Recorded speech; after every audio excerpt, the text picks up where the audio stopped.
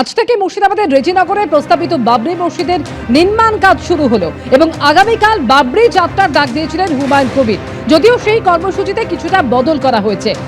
বাবরি যাত্রার বদলে আগামীকাল 22 কিলোমিটার রাস্তা মিছিল করবেন হুমায়ুন কবির। তবে এ বিষয়ে পুলিশের তরফ থেকে জানানো হয়েছে যে বাবরি যাত্রা নিয়ে কোনো অনুমতি চাননি হুমায়ুন কবির। কাল উচ্চ মাধ্যমিক পরীক্ষা কোনো রকম অনুমতি চাওয়া হয়নি। পুলিশ প্রশাসনের থেকে কোনো রকম অনুমতি চাওয়া হয়নি। এক্ষেত্রে মুর্শিদাবাদ এবং নদিয়া জেলার পুলিশ প্রশাসনের তরফ থেকে এমনই দাবি করা হয়েছে। বাবরি যাত্রাটা আমাদের মূলত ছিল 100টা গাড়ির কনভয় নিয়ে, মাঝে মাঝে যে ঘনবসতি বা মানুষ যেখানে আছে সেই জায়গাতে হাঁটতে, তারপরে গাড়িতে চেপে এটা 235 কিলোমিটার যাত্রা করার কথা ছিল।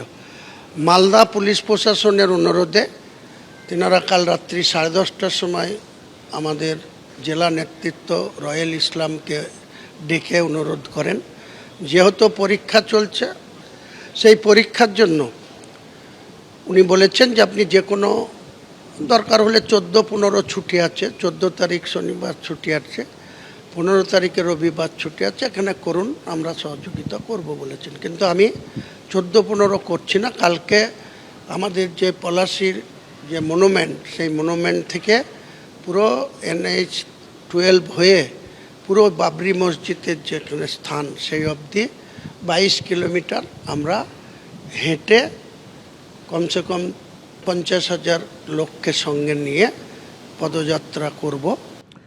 মুর্শিদাবাদের রেজিনগরে শুরু হলো হুমায়ুন কবিরের প্রস্তাবিত বাবরি মসজিদ নির্মাণের কাজ। সকাল থেকে এলাকায় জড়ো হন প্রচুর মানুষ। ভোটের আগে মসজিদ নির্মাণ ঘিরে চড়ছে রাজনীতির পারদ। ইট গেটে আনুষ্ঠানিকভাবে নির্মাণের সূচনা করেন সাসপেন্ডেড তৃণমূল বিধায়ক। গত বছরের 6 ডিসেম্বর রেজিনগরে বাবরি মসজিদের শিলান্যাস করেছিলেন হুমায়ুন কবির। মসজিদ নির্মাণে মোট 50 থেকে 55 কোটি টাকা খরচ হবে বলে তার দাবি। হুমায়ুন কবিরের আরও দাবি, 2 বছরের মধ্যে কাজ শেষ করার চুক্তি করেছে কেরলের নির্মাণকারী সংস্থা। ডিসেম্বর মাসের 6 তারিখে বাবরি মসজিদের জন্য ভিত্তিপ্রস্তর স্থাপন করেছেন হুমায়ুন কবির এবং তার পরবর্তীকালে তিনি ঘোষণা করেছিলেন যে বেলডাঙ্গায় মুর্শিদাবাদে বাবরি মসজিদ নির্মাণ করবেন এবং সেই মতো আজকের থেকে আনুষ্ঠানিকভাবে একেবারে বাবরি মসজিদের যে নির্মাণ কাজ সেটা শুরু হয়ে গেল এবং এখানে দেখতে পাচ্ছি হুমায়ুন কবির তিনি এখানে উপস্থিত রয়েছেন এবং থেকে সেই প্রস্তাবিত যে বাবরি মসজিদ, সেই বাবরি মসজিদের নির্মাণের কাজ এই মুহূর্তে শুরু হয়ে গেল। হুমায়ুন কবির নিজে উপস্থিত থেকে বাবরি মসজিদ নির্মাণের যে কাজ সেটা শুরু করে দিলেন। ক্যামেরায় প্রবীর সাবন্তের সঙ্গে পার্থপ্রতিম ঘোষ, এবিপি আনন্দ, মুর্শিদাবাদ। এসবের মধ্যেই ফের একবার তৃণমূলকে নিশানা করেছেন হুমায়ুন কবির। তিনি বলছেন যে ভুল তৃণমূল করেছে, সেই ভুলের খেসারত তাদেরকে দিতে হবে। তৃণমূল এবং বিজেপিকে নিশানা করে কি বলছেন শুনুন। এই ভুলের খেসারত তৃণমূল কংগ্রেসকে দিতে হবে। হুমায়ুন কবির তৃণমূলে থাকলে বা তৃণমূল থেকে বিতাড়িত না হলে হুমায়ুন কবিরের আজকের যে বাবরি মসজিদের সূচনা বা বাবরি মসজিদ তৈরি করার যে পরিকল্পনা, সেটা আখেরে তৃণমূল কংগ্রেসই বেনিফিট পেত। বিজেপি যেমন রাম মন্দির করে ভারতবর্ষের রাজনীতিতে বেনিফিট নিচ্ছে, পশ্চিমবাংলায় বিজেপি সনাতনী করে যখন তাদের উন্নয়নের কথা বলে মানুষের কাছে ভোট ব্যাংক বাড়াচ্ছে, তখন আজকের দিনে পরিষ্কার করে বলতে চাই যে বিজেপি বাংলা দখল করতে চায়। হুমায়ুন কবির কোনো মতেই সেই বিজেপিকে বাংলা দখল করতে দেবে না। পাশাপাশি যে বাবরি মসজিদ করার জন্য যে হুমায়ুন কবিরকে সাসপেন্ড করে তৃণমূল নেত্রী যে ঐতিহাসিক ভুল করেছে, তার খেসারত তাকে ক্ষমতাচ্যুত হবে তৃণমূল কংগ্রেস। তৃণমূল এবং বিজেপিকে একযোগে নিশানা করেছেন হুমায়ুন কবির। তৃণমূল আর বিজেপির কি বক্তব্য, কি বলছেন কুণাল ঘোষ এবং খগেন মুর্মু শুনুন। বিজেপি যেসব পুতুল নাচের পুতুলদের নামিয়ে সুতো টানছে মানুষকে কনফিউজ করতে, হুমায়ুন কবির তাদের মধ্যে পড়ে যাচ্ছেন না তো? কারণ বাংলার মানুষ জানেন বিজেপিকে হারাতে গেলে তৃণমূল কংগ্রেসকেই ভোট দিতে হবে। তার বাইরে বিভ্রান্ত হয়ে একটা ভোটও অন্য জায়গায় পড়লে সেটা বিজেপির পেতে রাখা ফাঁদে পা দেওয়া হবে। তৃণমূল কংগ্রেস এসআইআরে সেভাবে মুসলিমদেরকে রাস্তায় নামিয়ে, মাঠে নামিয়ে, এখানে সরকার বিরোধী যে সমস্ত কথাবার্তা বলছিলেন, যে স্লোগানগুলো দিচ্ছিলেন, সেটাতে মুসলিমরা সাপোর্ট করেনি। তাই এখানে বাবরি মসজিদ বলে যদি মুসলিমদের সাপোর্ট পাওয়া যায়, এবং মুসলিমরা যেহেতু সরে যাচ্ছে অন্যদিকে, সেখানে মুসলিমরা যদি বাবরি মসজিদের নাম করে হুমায়ুন কবিরকে সাপোর্ট করে, তাহলে আলটিমেটলি আবার নির্বাচনের পর এই হুমায়ুন কবির আবার তৃণমূল কংগ্রেসেই হচ্ছে তার সাপোর্টটা দেবেন। এটা কোনো লাভ হবে না। বেলডাঙ্গা কাণ্ডে এনআইএ মামলা হাইকোর্টে ফেরত পাঠালো সুপ্রিম কোর্ট। বেলডাঙ্গায় এনআইএ তদন্তের বিরোধিতায় সুপ্রিম কোর্টে রাজ্যের তরফে মামলা করা হয়। মামলায় এই মুহূর্তে হস্তক্ষেপ করল না সুপ্রিম কোর্ট, মামলা হাইকোর্টে ফেরত পাঠানো হলো।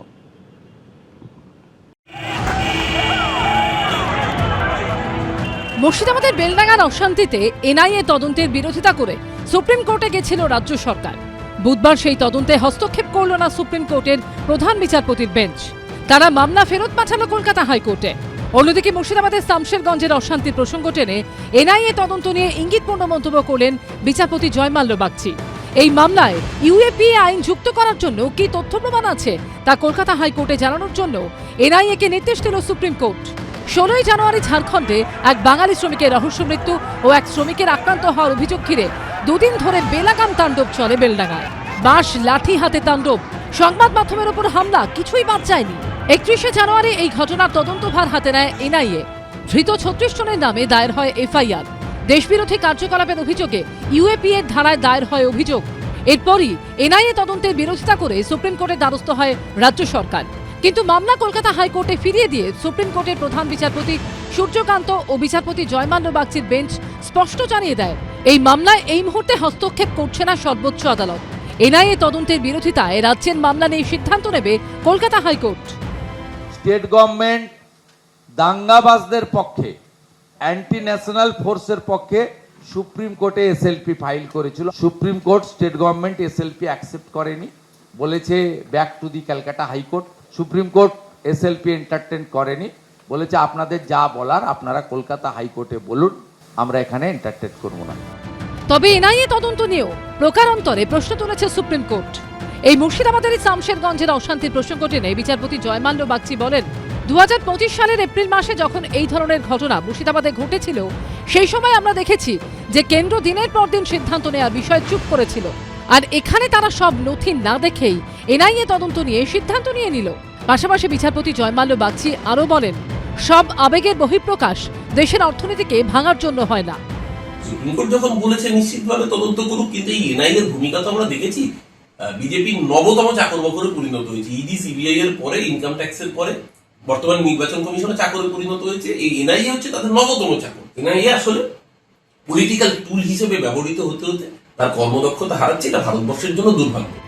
প্রধান বিচারপতি সূর্যকান্ত ও বিচারপতি জয়মাল্য বাগচির বেঞ্চ নির্দেশ দিয়েছে, ইউএপিএ যুক্ত করার কারণ নিয়ে কলকাতা হাইকোর্টে রিপোর্ট জমা দেবে এনআইএ। এই রিপোর্ট দেখে পরবর্তী নির্দেশ দেবে কলকাতা হাইকোর্ট। সৌভিক মজুমদার ও শিবাশিস মৌলিকের রিপোর্ট, এবিপি আনন্দ। এবিপি আনন্দ, এগিয়ে থাকে, এগিয়ে রাখে।